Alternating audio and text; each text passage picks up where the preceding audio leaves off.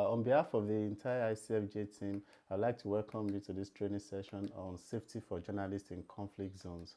And our trainer today is Abeer Saady, who is a trainer and a media specialist in conflict zones. So how are you doing today, Abeer? Thank you very much, Paul, and thank you for hosting this for ICFJ. And I'm glad today to be speaking to my colleagues. And because I know the time limitation, so what about like really sharing the presentation? I share my. Oh, okay. Okay, yeah, give me 30 seconds so that I can give them how the format of how it's going to work. So for those that do not have more information about what we are doing today, is pertinent for you to know that while seasoned war reporters often risk their lives traveling to conflict zones, journalists in countries suddenly faced with crises such as the recent invasion of Ukraine by Russia often find themselves overnight turned into conflict reporters. And this is why this particular training for today is for any reporter who wishes to learn the basics of physical security, risk assessment, and planning. So our trainer is a war correspondent. She's a researcher. She's also a media consultant and trainer that is specializing in safety and security. She has nearly 3 decades of professional experience covering conflicts and crisis zones of the Middle East.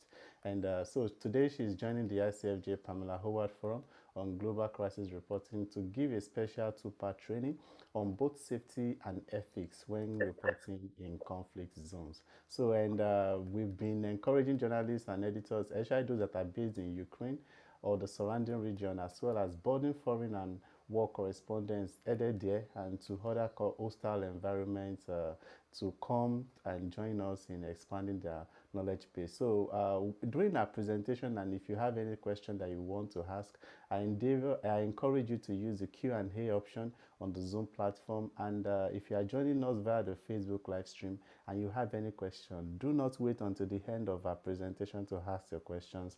You can type your questions in the chat box under the video that you are watching via Facebook. So I will not waste your time, Abeer, so you can start sharing your screen and we can get it started. Thank you very much, Paul, for the introduction. And I'm sorry that I really jumped into it because, usually we are giving trainings and the trainings we have time, but we are trying to give here some webinar and some tips during actually an ongoing conflict, So this is safety and ethics. The first time we're going to speak in this week will be on mainly safety issues. The next week, we're going to have a session speaking about ethical dilemmas because this is very much related to safety. Our case study will be about reporting the war in Ukraine, what's really happening now. So actually, this was my exact screen when I was giving a training in end of the summer 2019 in Ukraine. With my colleagues and students from Germany here and from Ukrainian journalists with some fellow colleagues. And I was telling them why safety matters. And actually, I gave some trainings in Ukraine. I'm glad I did, Now you cannot really easily go and access there. So I was speaking to them about the safety, why it is matters. The first thing is about because who narrates the conflict's rights history? And I'm telling you guys, like really, we do not know exactly what is really happening now in Ukraine. The more detailed news we hear, the more I get sometimes suspicious about it because during the conflict itself, the truth is the first casualty. Media framing of the conflicts differ. This might be one topic we speak about it next time when we speak about ethics. But I always will tell you, and I told my colleagues at that time, never be the story, try, we can be the story, but we are not the story. If we're speaking about the war in Ukraine now, we're speaking about the killing of the messenger and targeting journalists. They didn't kill casually. Sometimes they would really target. This is some of the photos of the colleagues who have already left our Word dialogue doing this very important mission of informing us about this war, so they become casualties. The latest actually was a Russian journalist who was covering. This was the photo of Oskana Polina, She was killed actually while she was filming the destructions from an earlier attack in Kiev.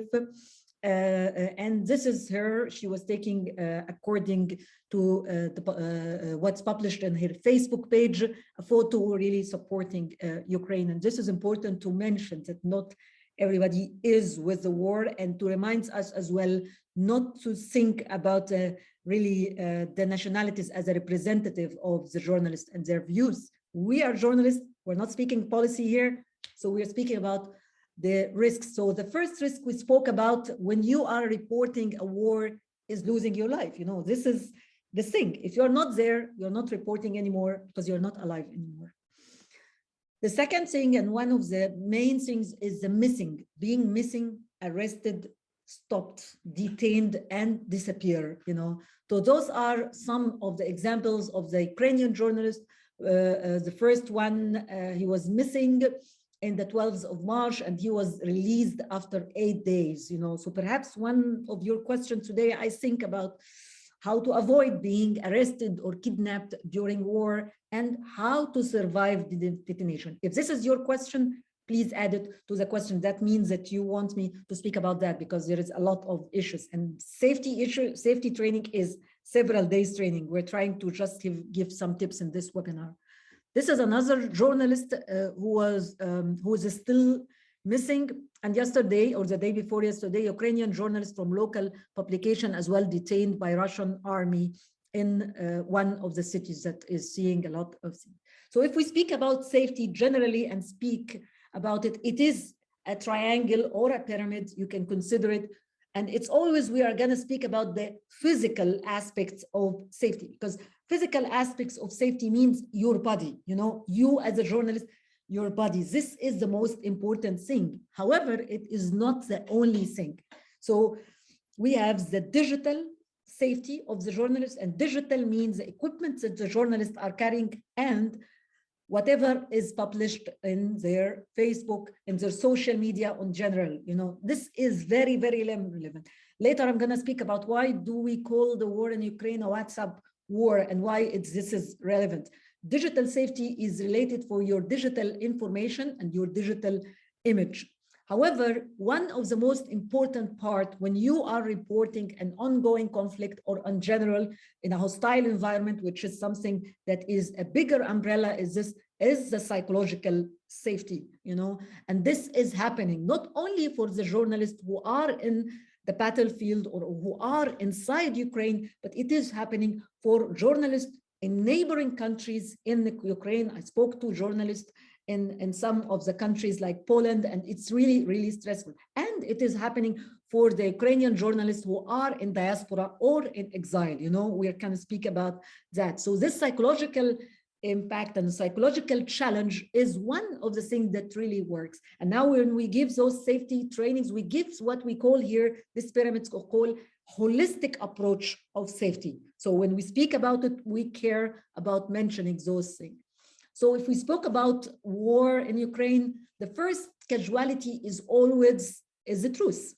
And the first step in an invasion is to silence the media. And this is a blast of the television tower in Kiev amid the Russian invasion at the 1st of March. This is from your Reuters. However, if we speak about like, is it a hostile environment? It's only war. So this is like, I'm going to sometimes give some examples from abroad. So this is Daphne Galizzi. She's an investigative reporter in Malta. So she's really in this continent in Europe as well. And her car was exploded after she contributed to the Panama file, which is a cross-border investigative reporting. So cross-border investigative reporters or local journalists in their communities, it's hostile environment because of your work, you know, so it doesn't have to be this. And if you go to India as well, you see here Gauri Lankesh, the case of India, and she was killed by the Hindu extremism in front of her own house. 1 year ago, I was again doing the International Award for journalists who were killed. And I found out that most of the journalists who were killed, maybe not only in the battlefield, they are killed in their towns or their cities where they work. And the problem here and the problems there and every time is the lack of impunity. You know, the people who are killing journalists.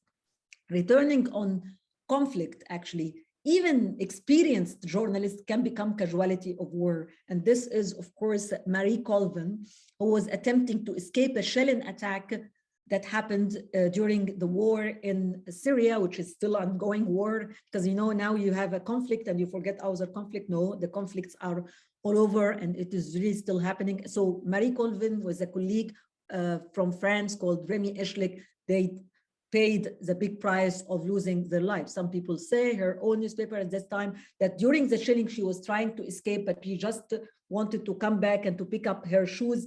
This was not a good decision maybe during the war. So if you escape, please escape and always have a plan for working. Some of you, and I'm seeing some questions sent directly to me, but you can always put your question in the bigger chat, but maybe I answer it because coincidentally it's here. What are the specific threats faced by female journalists? So maybe answering to this, it's many of the best stories actually are covered by women journalists. Regarding some women journalists, they believe that their experience is not different by their colleague. And they argue in this that serious dangers such as kidnapping, being shot, are not gender specific. However, others believe that the fact that their gender makes them more vulnerable during conflicts. And I still believe that as well, that sometimes this happens. However, we see a lot. Lucy Doucet, this is her photo. She is BBC chief international correspondent. And this is her photo from Ukraine. She has been previously one of the pioneer journalists who have been covering Afghanistan, during the early days when Taliban really took over. First time, not this time. And there was this dilemma. She wanted to interview the Taliban group. And at that time, they were having a dilemma because of their religious extremist belief about dealing with a woman and not. And then they convinced themselves that if they are dealing with a foreign correspondent, they are really dealing with a BBC. And they call her at that case, as she says, like a third gender. They consider this is a third gender. However, being a third gender or having this privilege is not for all journalists, because it is not happening for the local journalists. And this is what we need to speak more about in this presentation. So a Sudanese journalist told me while visiting a conflict zones of a high risk of her stage of pregnancy to prove to her boss that she is really capable of doing the job. Downline, never, ever risk yourself for the story. Actually, men and women experience war and conflict differently due to their gender. This is a resolution, a UN Security Council resolution called 1325 on women, peace, and security. Again, for Ukraine, this is one of the things that really very significant in this war. You can see a lot of female reporters, fearless female journalists covering the Ukraine. And those are some of the ones that we're very, very proud of that. Again, if we're speaking about the biggest threats, it is the physical threats, the threats that really threat the body of the journalist. Here is one Sky News reporter, and you can see it yourself, that the shelling, the ongoing shelling, and the weapons that are used in this war is very threatening to the journalists. Incoming artillery fire could have been rockets, felt very close to the center of, there's one. I don't know if you can hear that. Can you hear that, Mark? It feels very close to the center of the city. We are taking a position by the wall on the roof of our hotel. It's coming from a northerly direction. That is where we think the bulk of the Russian troops are. Our alarm's going off now. I have to say the streets are basically deserted. A couple of days ago, it was like any other go. And actually the snow acts to muffle the sound. This is a very intense bombardment. Let you go, John. I think we should let you go. This is one thing I want to say here, that the studio journalist, the person who sits in the studio, or the person who gets the calls should have this sense, this communication skills between him and or her and the person who is in the conflict. You have to know when to stop, because sometimes, and I will show you one of those videos, when the person in the studio doesn't care, like asking more information, and forget that the person who is in the field, actually, he is or she is in the field. This is very important, to have this sense, to give this. And if the person in the studio didn't give you this, you have to give it to yourself. You have to know one thing, and remember me when I say enough is enough, especially with the weapons that don't differentiate who they are. So another question maybe here about, so can the journalist carry a weapon? I'm asking you, can the journalist carry a weapon if you are in a country? Okay. No, thank you, Nicholas. Karin, yeah, no, yeah. That's good. No, it makes them component. Thank you, Stella. No, no, no. You are definitely right. Yeah, and I see a lot of no's. Thank you, Heba. Thank you, Shoka. Why? Because you are a journalist. And the Geneva Convention protects civilians who are people who are not carrying weapons. There is no law particularly for journalists, and this is one thing the UNESCO is working about now in the UNESCO security plan. However, the thing that protects you is that you are a person who is not armed. Once you carry a weapon, this is number one, this is wrong for that reason. The other thing, there are people who are trained on weapons. They think through the weapon. If you have that, it really disturbs you about your work. It is a problem for many journalists, and I'm glad already I'm not speaking more about this argument. This is number one. The other thing, what I need to know about weapons. When I war report, I'd like to know what are the weapons that are used here. So during this war, we were speaking about the tanks that the two armies are using. What are the weapons? Because we need to know about what the range of the weapon. So how can the weapon reach out? This is number one. This is very important to know the range of the weapon and how accurate they can be in this range. The second thing, who is using the weapon? So in this case, in our case, is obvious. It's military. So military have more really accurate target. But sometimes when I'm in a place where there is guerrillas and others, I would ask myself, who's carrying the weapon? The third thing about what are the equipments that I have, if I have any, and how much this equipment will help me. Sometimes you think that you are with equipments, but you are in a place where the worst nightmare for me personally, after reporting all the wars I did, is the mortar or the artillery, the things that suddenly come to my head because I don't see it coming. So those things are very, very, very serious. So I have to know the range of the weapon, the kind of the weapon, the range of the weapon, the persons, the people who are doing, how well trained they are, and what do I have and what to do. And what if things are really chaos? I need to know, I have to have a plan of action, how to move in this conflict zone. And properly, I would really speak about people from the country who help you.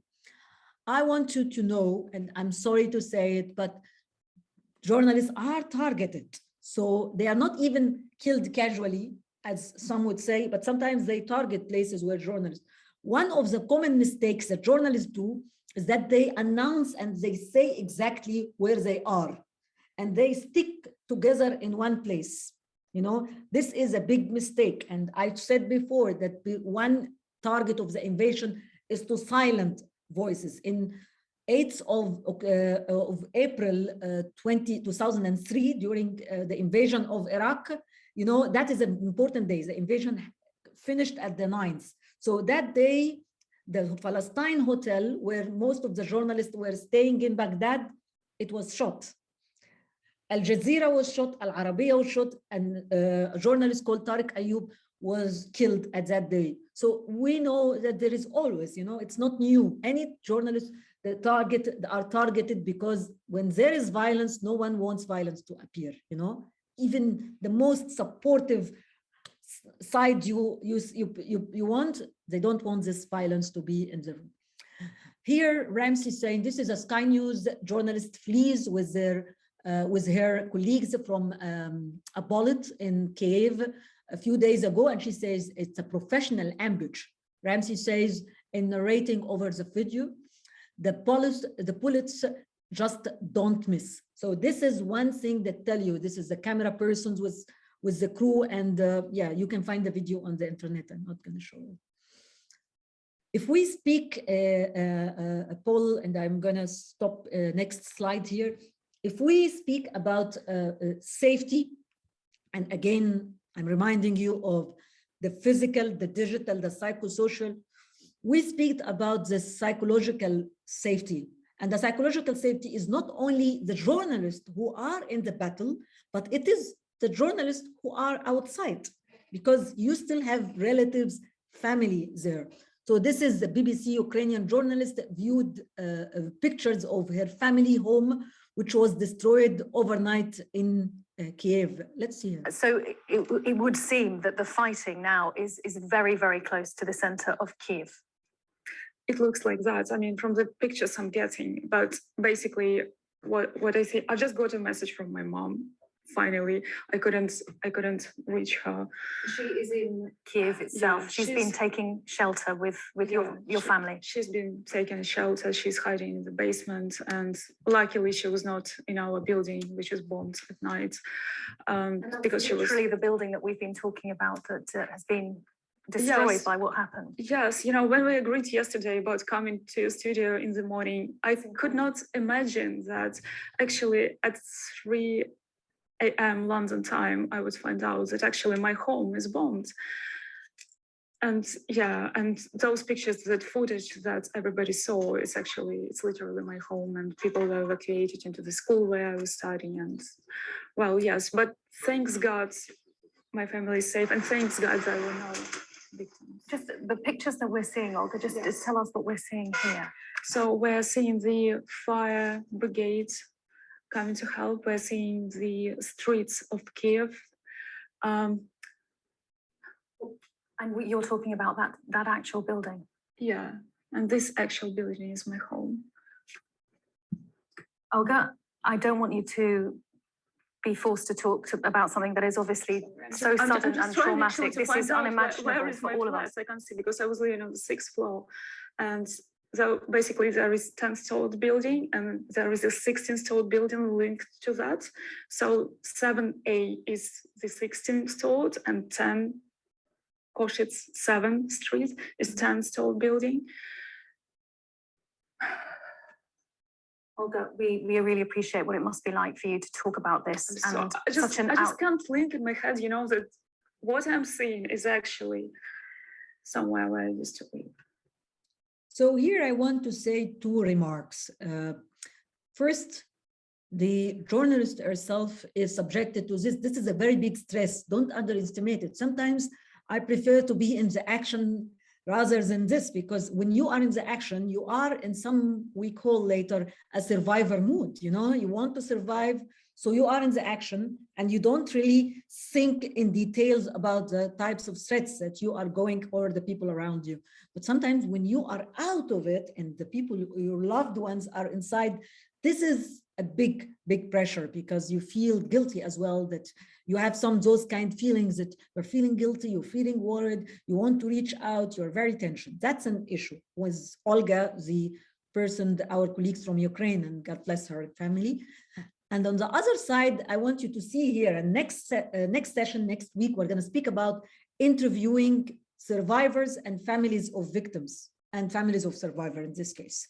And she is not pushing her, because we've seen this because of the trends and the things on social media, pushing her to collapse. You know, this is one really unethical act that we see many times in the television, because if she collapses and if she cries, it will be more viewers and people will share it more. So here she is asking her if she's comfortable about sharing. She is thanking her. She is letting her speak out. She's not interrupting her every now and then. And this is what we will speak about it next time, about how to interview people in this situation of war.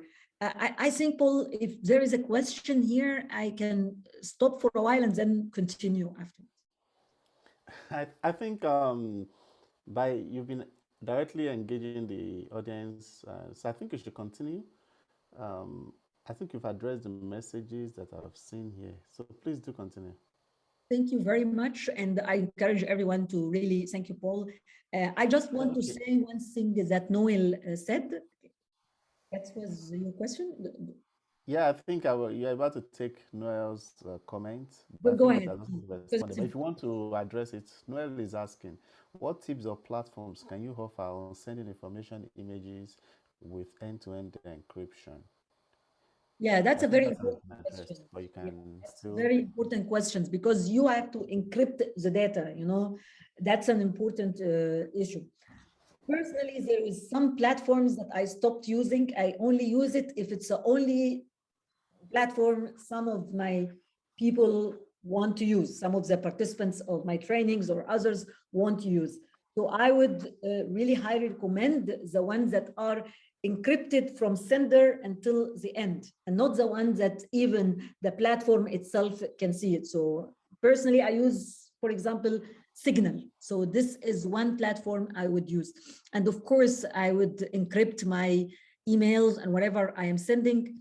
And I try not to keep those things originally on my data, on my computer. I have to know if I am in a conflict zone, especially with a conflict zone, that anyone can stop me, anyone can take my computer or mobile and they can see them. Let me give here the biggest tip of ever. And it's not the encryption only, it is the hygiene. If you are carrying a computer, a telephone, or something into a conflict zone, clean it and have it clean regularly, because if someone is stopping you, they don't need actually to just question you. They will just get you into your data. They will start to read your data, and you are going to expose not only yourself, but as well your sources and the people who trusted you and your network and those networks that are still with other journalists. So it's always good to keep this data somewhere and download it when you need it, just upload it, and that's it. You know, the less information you are carrying around, the better. That's one thing. And if I'm speaking here as well, I want, and I will always say, the importance of the communication plan. What is a communication plan? It's several things. Number one of the communication plan is that you have a telephone, or you have a network that depends on the satellites, whatever you have. And you need to know that this works in the conflict zone you are, you know, because sometimes I was in the war in Libya and I had a problem because the local network is the only network that was working in Tripoli when we entered Tripoli at that time. And if I don't have that, I have nothing. So you have to know what kind of communication is available, and do you have it or not? That's important. The second thing in the communication plan is, of course, this telephone or this medium house, it has to be always in power. You know, you have to put it socket and add electricity. In the conflict zones, that the problem, one of the things that I've seen it, and I've seen it in Iraq, I've seen it in Libya, and I'm sorry, all the cities that collapse, especially the capital, or it's attacked at least, because I don't want to say collapse or taken. We're still in the middle of the war and we have good hopes. So the first thing, the casualty, one of the casualty is the infrastructure and the cut of the thing. So you always have to be ready for this. I was in Libya as well when the cut was the water, you know, the water resource. It was a disastrous situation post Ramadan, and things were really going this in 2011, and suddenly no water in most of the places. So I stayed in the places where I can use the water. And before entering Tripoli, I get rid of some of my clothes, many of my clothes actually, mostly, and I bought water, you know, I bought water. This helped me later. So you have to always ask yourself about this. One thing about this is the power bank, and you have it always to be this. This will not be important if you don't have the main thing in a communication plan. Someone who knows where you are, when you are, and is following up. Some journalists who reach, and I've just read an article of one of these journalists, they even have a track with them. They have a device that tracks them to their, but not to anyone. Don't put it on the internet, don't put it with others. But the person who is following up actually in a conflict zone, this person is your eyes in this conflict zone. This person is the person who sees better than you. You are in the middle of the action. This is good, yeah. But I tell you, and I've been in a situation where I thought I am in the middle of the action, but I don't know what happens around the city. For example, if I am in Syria, when I was in Syria, I don't know what's out of the city that I'm reporting from. So this person is with you. Develop a plan with that person. That person can be your boss, can be your colleague. If you don't have, and you are an independent journalist, another colleague, or maybe even your family. You will be in danger, and you can quote me, you will be in danger when no one knows where you are. And remember, at the beginning here, I told you that some of the journalists simply were kidnapped, were arrested, were stopped, and were missing. So the people who knows about it would do that. Another thing I want to tell you about that the media and conflicts, there is a trouble relationship between troops, between armed troops and the journalists. You know, the journalists are always there. Again, they are the messenger, and no one needs them. No one needs the messenger. So always be alerted. If you are not in the conflict zone itself, this is an example not from Ukraine, but I was there not in the same room, but at the same city at that time during the invasion of Aleppo, you know. And of course, the Russian troops were a part of the Syrian regime's attack to the city. So this action happened in Aleppo, in Syria. We were in the borders. However, internet was cut suddenly in Turkey. And then we know what is the reason. This was an assassination of the Turkish ambassador of the Russian ambassador in Ankara, the capital of Turkey. And the person who killed him was a police person who was supposed to protect him. One of the journalists was there with his camera, and he's a camera person, and he have taken this. I saw the video at that time, and I was like, oh my God, like what emotional stability this person has. He has an emotional stability, and he even zoomed in. Let's see what he says here to know how you can always be alerted and how you can take your safety decisions. I heard very loud shout. I could not count. It was too loud. In my first photo, a little bit large, I saw in my photo the gunman was standing behind ambassador. He has a very calm mood, but I could not imagine it could be gunman. I heard minimum 5-6 shots, and people run away. I also got back. I think he was asking people to disperse, to go away. So we went back. I directed my camera, took his photo. I continued to shoot. Then I saw people running away in panic. I saw immediately Russian ambassador on the... So he took a decision.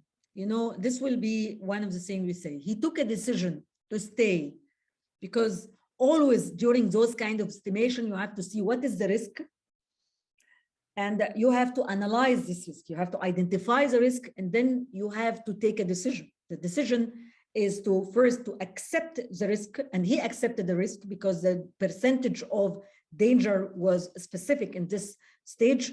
Or you have to divert the risk. We do it when we have a person who is with us, like following with us, or sometimes having equipment, specific safety equipment, or we're having insurance of our life. This is how we reduce the risk or redirect the risks. So he knew that this armed person wants to give a declaration, and he was is not interested into killing him. And in all cases, there was no way to really run safely. So he chose to stay. So life, guys, is about choices. Sometimes this margin of staying would be one of your options. However, always think about your emotional stability, and you'll always be ready, because you need to report while doing that.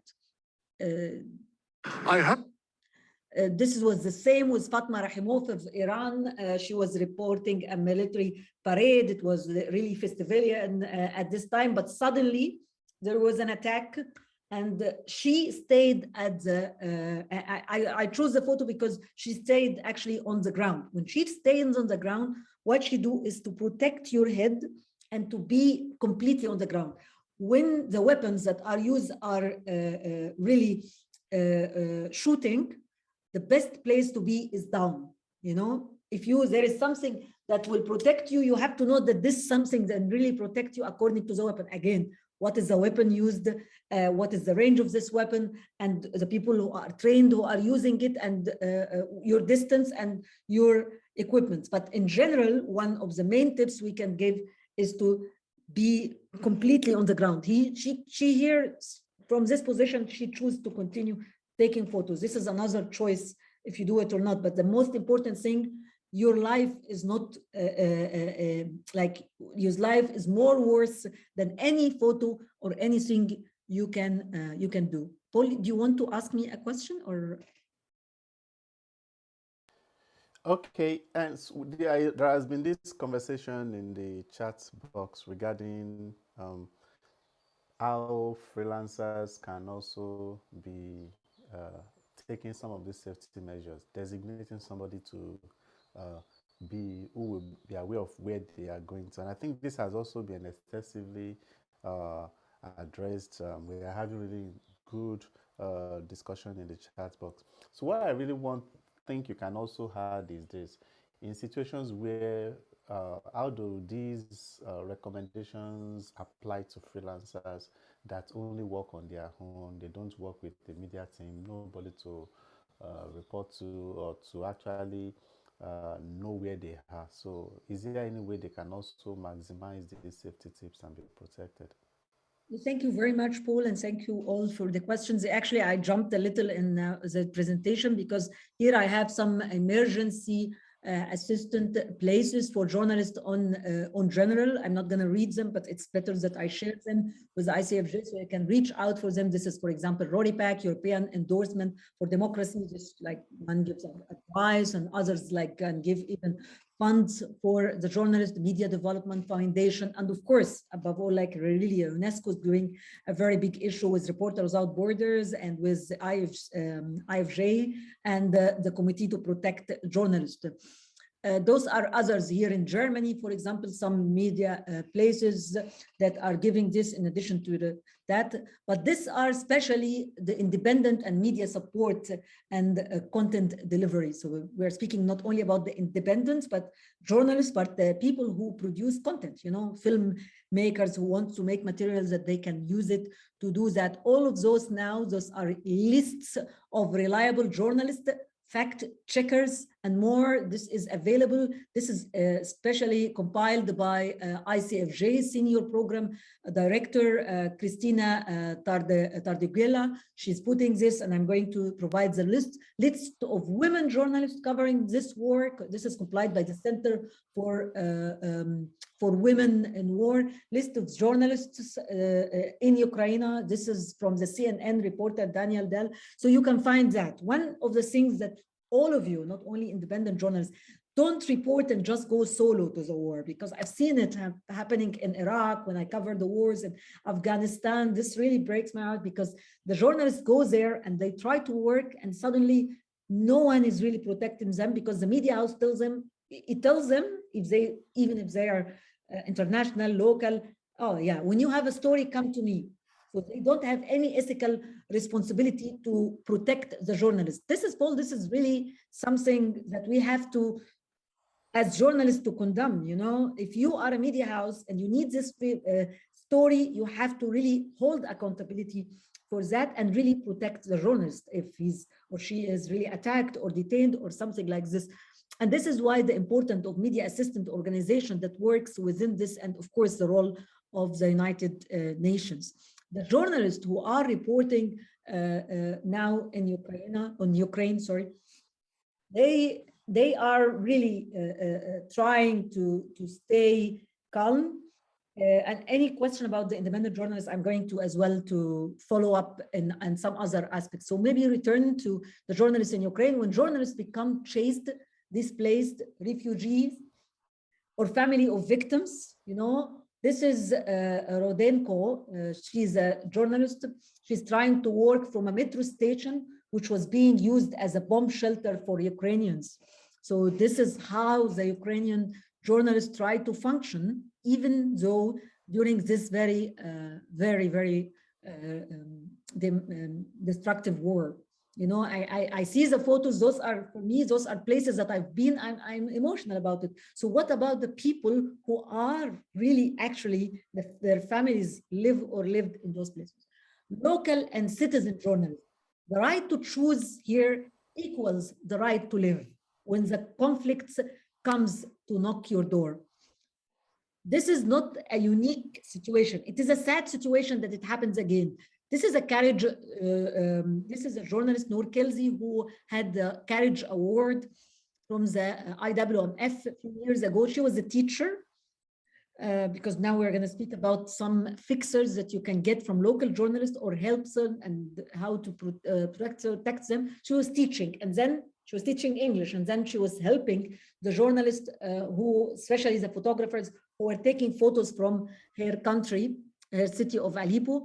And this is why she becomes a journalist, because, or why did she stay as well?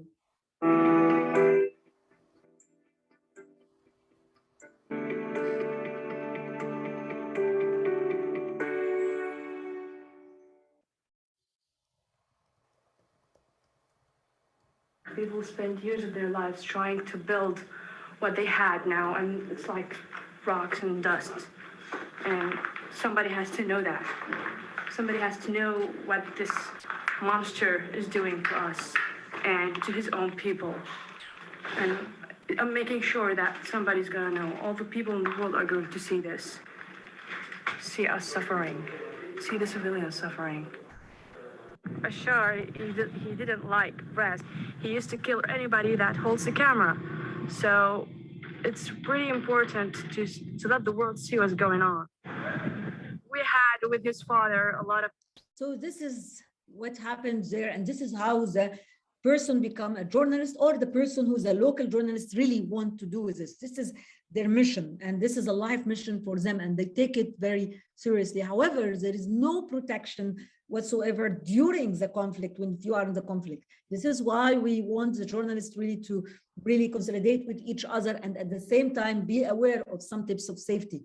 If you are now listening to me, at least you have a chance to have a safety training, and I mean safety training, like 5 days of training. We're here in the webinar, we're speaking about some tips, but when we give the safety training, it's longer than this. And this, of course, I'm sorry, like to see our colleague Noor Kelzi when she was become injured, so, and become later a refugee. She had to leave her country.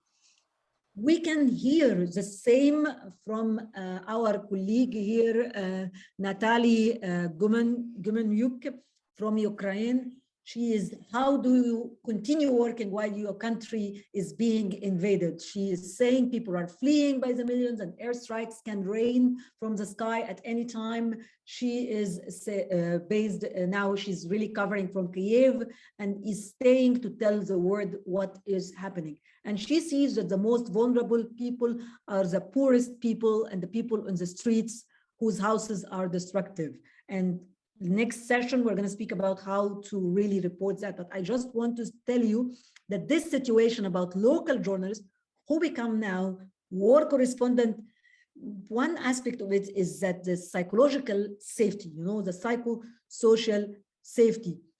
How can we support the journalists in Ukraine? I've seen this, 3 of you are asking this questions. I already are going to share some of this, but I say with many journalists lacking the necessary protective equipments and training as local Ukrainian journalists who used to cover news and local affairs, and who today find themselves war correspondent without preparing themselves for this danger facing today. UNESCO, for example, started with partners RSF, CPJ, IFJ, providing them with personal protective equipment. You know, the first dispatch already reached Ukraine.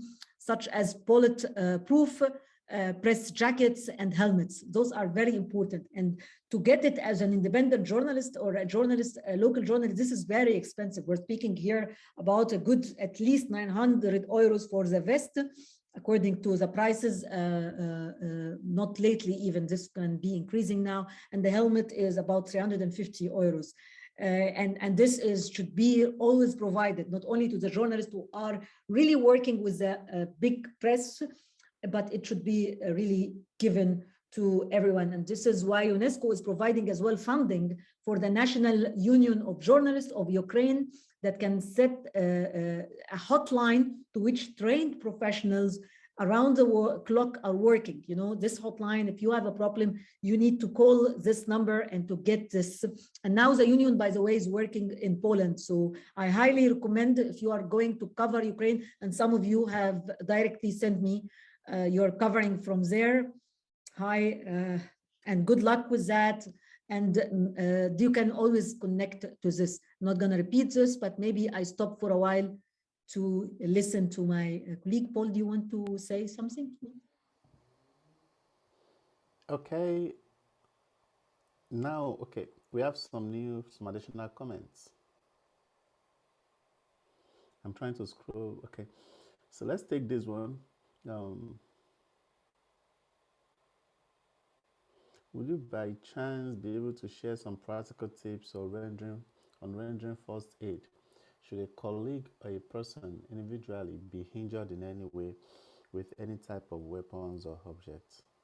Yeah, I answer that. So first thing, it's not like an option. Tell me in the chat, guys, who did you take, yes or no? Do you have already a first aid license? Did you take this training? Yes or no? Answer me in the chat. Yeah, I see. Good, Karen. Yes, Caroline, no. Karen, yes. Georgi, yes, no. Yes, Noel, that's good. If you didn't get this training, you go ahead and get it. You know, I'm highly recommending this. Even is training, I used to give it among my training on safety and ethics, but later on I found that the local Red Cross can really give it during this. Yes, Nicholas says we have organized one. That's good. So you have to deal with that. You know, I can't really do, this is like a webinar, so I can't really speak more about some tips like this, but let me direct you to really, you have to take it. There is a lot of resources on the internet. Personally, I've written some, but there are very, very good ones related to this. So I moved to one thing, and I'm sorry, I'm not sure going to show the video, but like look to this photo, and I didn't take an actual person. This is called the frog in the pot. And this metaphor, we use it as academics, so it's not something new. So if you get a frog and you put the frog in a natural water, and then you started bit by bit to increase how hot is the water, and then the water started to reach the point when it's really boiling.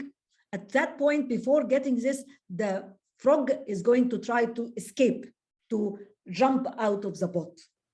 However, the frog cannot do that actually. Why?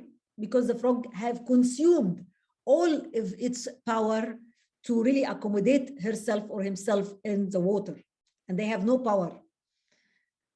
In a while, the frog dies. My question to you is, what killed the frog here? What killed the frog? Some of you would say the hot water. This is the direct reason. But the real reason here is the inability of this frog, after a while spending, to be inside the event, to see the bigger picture. Yes, Fright Noel says. If you have answers, please provide me. So it's not the hot water. It is the inability to take the right decision at the right moment. So you as a journalist, you need to identify the threats and to manage them and to take the decision. These are four kinds of decisions we take. We accept the risks, or we avoid the risks, so we can have, like this Burhan, the photographer with the assassination of the Russian ambassador in Turkey. He took the decision to accept the risk because his estimation at this person is not going to attack him. This person needs to be heard and to say a statement, and then later he was killed and died. So he wants that. You can avoid it completely. So I will not call you a coward if you've seen that there is, for example, a shelling for a place or a threat that you cannot face as individual, even if you are having the equipment, and you flee out of it. This is your right. This is the survivor instinct. And when you avoid risk, this is right. This is not wrong. There is a kind of reducing the risk by having someone to follow up or by trying to wear some kind of equipment. If this equipment is equivalent for the weapons that are there, this is good. Transfer the risk is another as well example. Let me see you here. One of the things that we have seen in Ukraine as well is seized cities that are surrounded by the Russian troops. This is a big experience in war. You know, we give it in session when we give to our colleagues in Aleppo or in Syria or in other cities. So if the place that you are in are seized by the other, this is here very big danger. Some people would tell you, try to escape before this, because this is really dramatic. Some people would tell you, try to stay, but you always have to have a plan for fleeing or even for staying and surviving.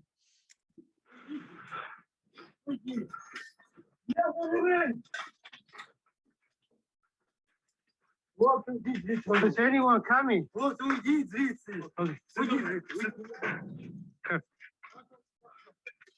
It can be guests, so okay.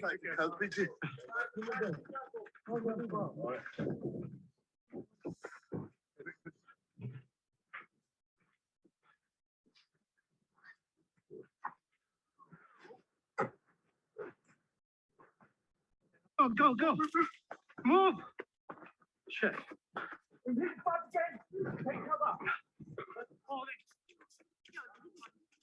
So you can see here that the journalists are moving with the civilians. This is what happened, you know, when this terror happened and everything. But you have to have a plan, you know, you have to have a plan in this. In the next session, we're going to speak about sympathizing with the people and things like this, because this really endangers the journalist. If you really sympathize only and work with only your emotion, you have the possibility that this might end you as a person, because you are there to report, you know. The next session, we're going to speak more about it because it's a very big issue and it's really endangered journalists. Some of the journalists have already had some experience. This is in the Ukrainian world. The Russians, this is a colleague, he says, the Russians were hunting us down. How the last journalists to leave Mariupol escape with their lives. This is Associated Press video journalist and Sharinov. He spent weeks dogging shelling and explosions along with his photographer colleague in this place. So this is a situation that is really very common. When you are in a seized city, what to do? That's an issue. That's a question that always there. First, to take a decision, because you usually know before it's seized, you can flee or stay. You know, this is one question, one thing you have to say. If you decided to stay, or if you are forced to stay, you have to have a plan. Who to trust during a conflict? This is a big issue. Who to trust, because it's an ongoing issue. And when I was even there in Ukraine, some people are actually supporting this. Maybe they their families is in support for this. So you have to know who to trust.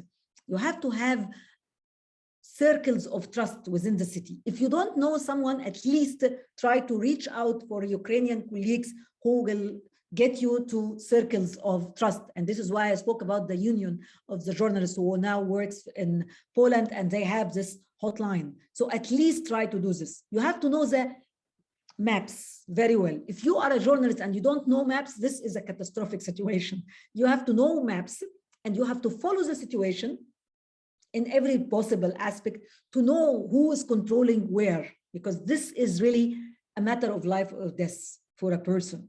What about a journalist? This is more, if you are a local journalist, you can move around. If you are an international journalist, you got to find someone to help you in this situation. And this goes into the preparation. If I am going to a conflict zone, I have to prepare well before going. You know, if I am there, I'd like to really try to do some kind of planning. And I always say, in the war, whom can I trust? I would trust the journalists that I know through people that I can trust. There is something, guys, when we give digital safety, we speak about human engineering and the circles, how people target us, how they can reach us through others. Here, I tell you, try to use this human engineering to find the people that helps you during this. I stopped for a while to hear you, Paul, because I see some questions. For maybe. I think you've indirectly addressed the questions. These are more personal questions. Karina would like to know what is a name of a union of journalists from Poland and Polish. Maybe I could contact them.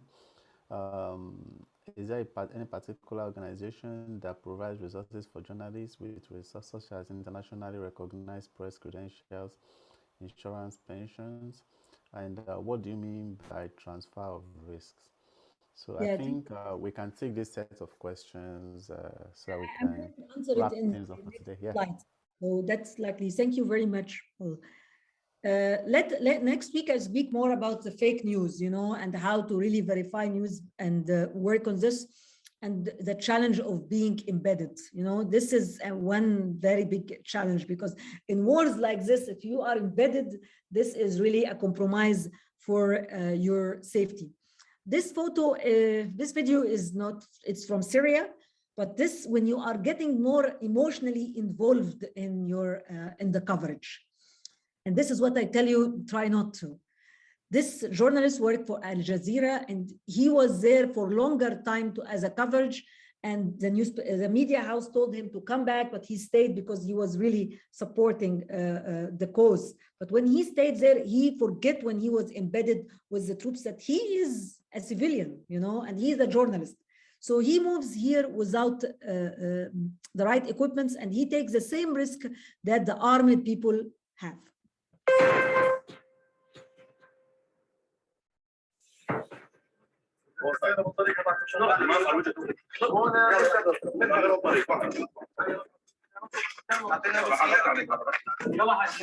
طبعا لا تحطيش عليه ما صار اطلاق نار. اطلاق نار اول. بس يطلق النار. يطلق النار دغري بالضبط. استنى شوي حول لك. خليه يركض الاول. ابغى ده يعطيني خليني اركض معه خليني الروسيه. خلي بس خليه يركض واحنا نصبر ها.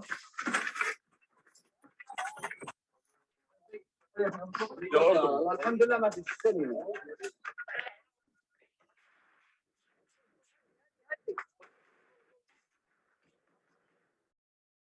I'm going to stop it here. So never be the story, don't, I can't say don't emotionally get into the story, but at least to try to remind yourself that this is work and that you have to have your safety plan.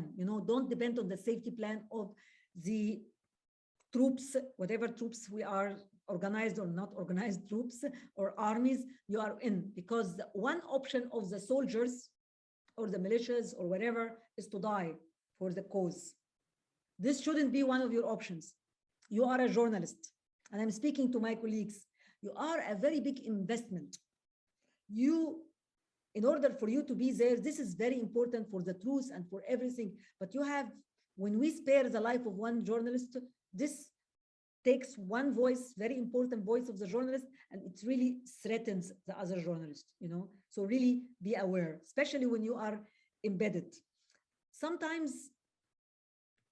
before this, I will say what Jennifer said here, because this is a very good answer you are giving, because our colleague asked about transfer of risk. Jennifer is saying by transferring the risk, I believe it's because it's usually done through insurance or delegation. This is how we do it, delegation. So to transfer it to others, because if you are in a war, if you are in a conflict or in a hostile environment in general, you usually do insurance. Insurance is a very important issue, at least for the sake of your life. If you don't want to stay in a situation where you stay handicapped or not able to be able to pay the hospital bills, because this is one of the things that can happen through war. One of you was asking about equipments, when you are in a conflict. If you have an equipment, please, and I beg you, use it well.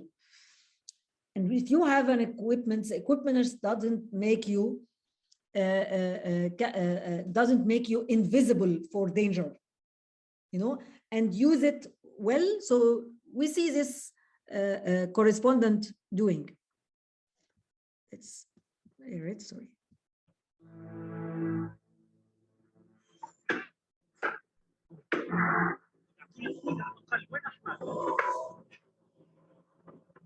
Yes.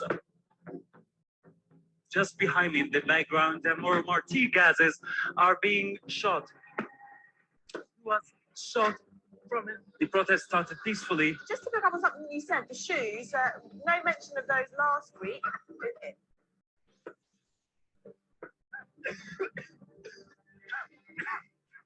Watching live images from Berlin.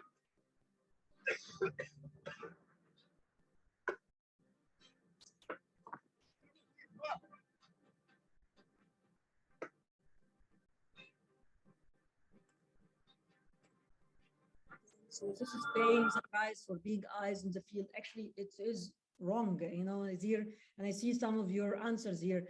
If you have the equipment, please wear it well. You don't ask about the helmet when you are already there. And when you have the helmet, you don't close it. This is really something, because the rubber bullet came here. The other thing is that you have to know the weapon. So you don't stay in the range of the shooting. You know, you have to really think about the range of the shooting. One of you sent me a direct message, but guys, if you send the questions, it's better to put it all, but I read it. What about the shelling, you know? So sometimes we have some patterns that I follow. For example, in Syria, when I report the war, I found out when I was in the cities that the shellings that the regime does, sometimes it's in mornings, not nights, you know? It was mornings, not nights. So if I'm moving from one city to another, I usually do it in nights because it was more safe. So sometimes I'm searching for a pattern.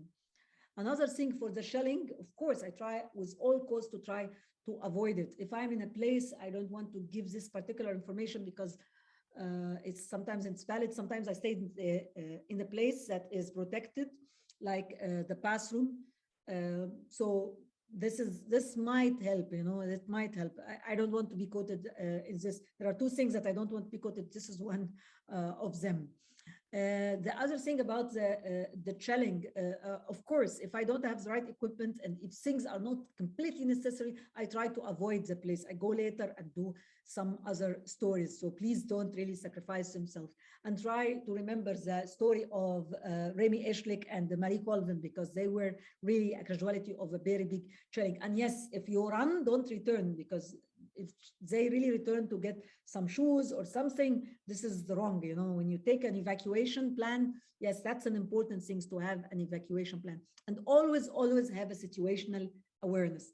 Self-awareness, we're going to speak about it, but situational awareness, see around you. When you are here in the story here, this is an Italian or Spanish journalist, I don't remember, I was there. And suddenly he became a story, because especially for journalists who has cameras, who carry camera or take live streaming, mobiles or whatever, they see the words through what they are seeing there. That's a problem, because they don't see around them. If you are in a conflict zone, if you are in a hostile environment, you have to have all your senses. I see, I hear, I smell, I touch, you know, this is important. It's not about how strong is your sight. It is about how you use those senses. This is the thing that you need to remember. And remember those two quotes if you want. There are things you can control, and there are things that you simply cannot control. You know, this is one option. So always remember this. There are things you cannot control, and accept it. This is about understanding and accepting the risks. It's not your last mission in the world, but if you die, this will be the last, you know. This is why we want you to keep safe. We cannot control danger. You know, I cannot stop the shelling. I cannot stop a earthquake when I was in Nepal reporting, for example, but I can control my risk, how much I do and how much I risk. Sometimes and I'm asking you, is there an increasing risk to you because of your gender, your race, your religion, your nationality? Sometimes, does it matter about your background? Please answer me in the chat. Caroline said yes. Kumumba said yes. Alidi, yeah. Jennifer, yes. Caroline, the other one, Dagger. So you are right. So your identity, your personality, it really matters. Sometimes you have to ask yourself, who are you? What are your goals? What is your task? And you have to realize, not all of those, but some of those can really matter. Your gender can matter sometimes. And sometimes it helps you. I don't say like, oh, if you're a woman journalist, this is not good for you. No, that's not the case. It might be good, it might be bad. You have to know. And the situation is the one that really control whether this is good or not. Your ethnicity, we don't say race, it's your ethnicity, it matters. Sometimes when I'm reporting some conflicts in some countries, for example, in Africa, I look like journalist in East of Africa. So whenever I'm there, that's very helpful for me because I can just move there without raising the exposure. You know, the situation goes different if I'm reporting, for example, the war in Ukraine, because I look different than the people. So this might not be helpful. This time I do here helping by reducing the danger by having a fixer or a colleague or working in a team. If I am there, I try very hard. Language and the dialectic. You know, the dialectic is how you pronounce the language. It's really different. Sometimes it's helpful, sometimes it's danger. Location, where you are. Sometimes I'm danger is one place, in another place I'm protected. How I am dressed. This is about management, guys. If I am dressed like this in Iraq, for example, and I'm going to an area that is more conservative, not like this, but like really differently, this is a big issue. It's not about my belief as a journalist. It is about the place where I am doing. Exposure, and remember when I say the exposure, the amount of exposure, you are, when you are more exposed, you attract more danger. So bottom line here, try to reduce the danger. Yes, there is cases that female journalists risk working more efficiently, more than male colleagues. Do you think so? Hi, Naima. Yes. Okay, so that's the issue. So when you realize who you are, you start to do what I call here profile management. Profile management is to see what are your weak point and your strength point. What are the risks and what are the opportunities, or we can call it that are the vulnerabilities, the points of weakness, and what are your capabilities. So you see, for example, if the culture, knowing the culture, that you know it, this is something that can add to you. This is good. If you don't, you get someone from the local who can help you. If the equipment you have is good for you, this is something you work on it. So you manage what will increase the danger and what can really reduce the danger. I'm speaking on general on this. Communication plan, we already have spoken about. It's equipment you have, should be charged, should be compatible. The network that you are working on, emergency number. Don't tell me, oh, I have it already stored in my mobile. No, you have to have it here. Problem with the journalists is that at one point they really, and this is really frustrating, they don't have it here, they have it on the mobile. So what if you forgot your mobile? What if it was stolen from you? And in conflict zones, stealing and losing is very, very common. You have to know it. And above all, someone on the other side that have to know knowledge where you are and when you are. So if you get kidnapped or detained, this person is the person who is going to say, yes, Abeer was there, and I sure. And I did it sometimes to be following some of my colleagues who were there, and I tried very hard to help them. Paul, I see one hand raised. Maybe someone wants to say something. No, the hand has been lowered. I think, how many more slides do you have? Because we really I can stop at any point because we still have another session next week. So I was. Oh, yes. Yes, so I can stop if you want. Yeah. Okay, so in a nutshell, what do you think the key take-home should be for our journalists from today? In a nutshell, yes. Let me just go to one here, and I say the most important thing I would say is to prepare. You know, even if if your reporters or your editor tell you that you are going to go tomorrow, prepare, prepare, prepare. Research, update information. Try to have this human engineering.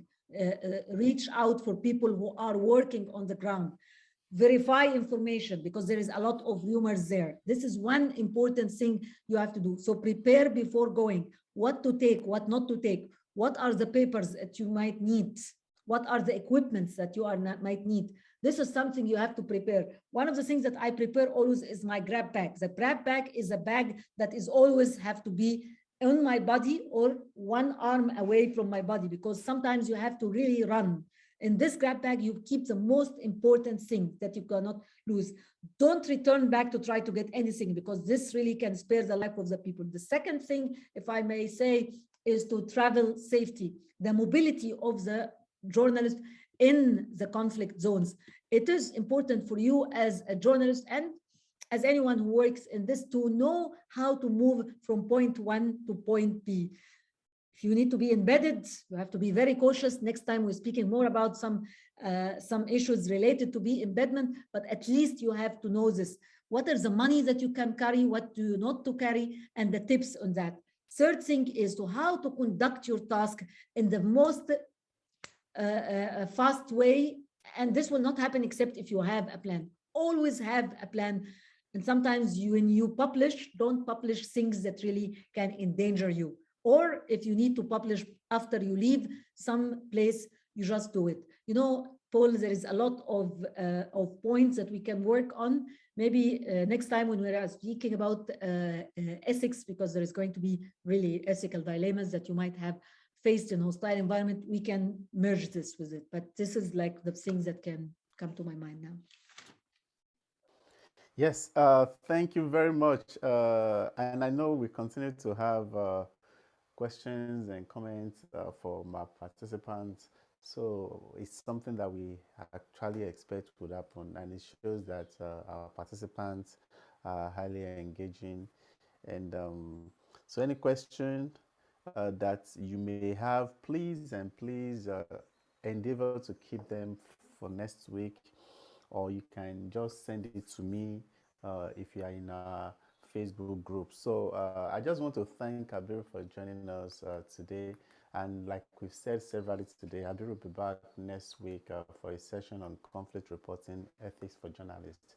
And I look forward to hosting her next week for what promises to be yet another insightful, useful, and of course, thorough session. And so I believe Abeer could also, at the end of this session, we will be able to share some materials with you, resources, especially the ones that she has been talking about, probably a presentation too, so that you can actually have what to use to contact anybody that you need to contact to be able to improve your safety. To our participants, I want to thank you so much for joining us today. And I hope this webinar helps inform you better on safety for journalists in conflict zones. And more importantly, it helps keep you safe in your daily activities as journalists. If you are not a member of the ICFJ Pamela Howard Forum on Global Crisis Reporting yet, I encourage you to join the group by clicking the link that I'm going to put in the group right now. So that before, I always encourage people to go to Facebook and search for the group. Yes, thank you very much, Stella. Stella has put the link there. So just click the link. It takes you straight to the group, and you can request to join. Abeer is a member of that group. So if you have additional questions, we can take it to the Facebook group and take it from there. She can respond to your questions if when she is able to. So, and for more information about the forum, please go to www.icfj.org. And if you would like to access journalism resources on safety and other topics, please check out the International Journalist Network at www.ijnet.org. So thank you very much, Abeer. Thank you very much for every participant that we have on this call today. And I look forward to seeing you next week when we are going to discuss some of the questions that you asked. It's not because we didn't want to ask them, but I think some of them are better suited for next week's session. So we are going to address as many questions as we can next week. So thank you very much, Abeer. So we'll see you next week.